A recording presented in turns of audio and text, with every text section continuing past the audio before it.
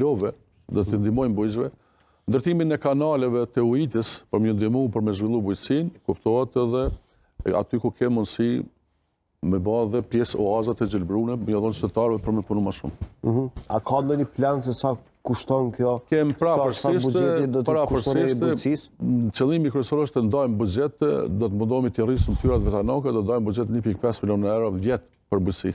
Në vjet për bujqësi. Urdhëron zoti Berisha plani juaj për bujqësi. E thash në fillim që bujqësia është zemra e prodhimit bujqësor në Suarek, ka shumë familje të cilët bujqësinë e kanë prioritet mbi gjitha edhe mirëqenia tyre në varet prej bujqësisë, për të njëjtën kohë si Parti Demokratike e Kosovës, për 4 vjet mandat ne do të mundohemi që me shtu buxhetin e bujqësisë, sepse shohim prioritet ndër prioritetet mbi 8 milionë euro për bujqësinë.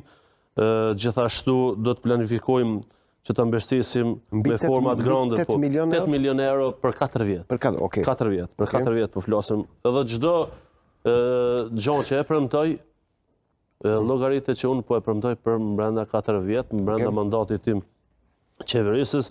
Gjithashtu do të mbështesim bujqit në format grandeve dhe subvencioneve, kulturave të ndryshme, startupet për biznese bujqësore, kryesisht të rinjët 18 deri në 30 vjeç, perimtarin dhe vreshtarin, perimtarin, lavërtarin, blegtorin, shpenstarin, gjithashtu te makineria bujqësore, do të kemi një kujdes shumë të veçantë.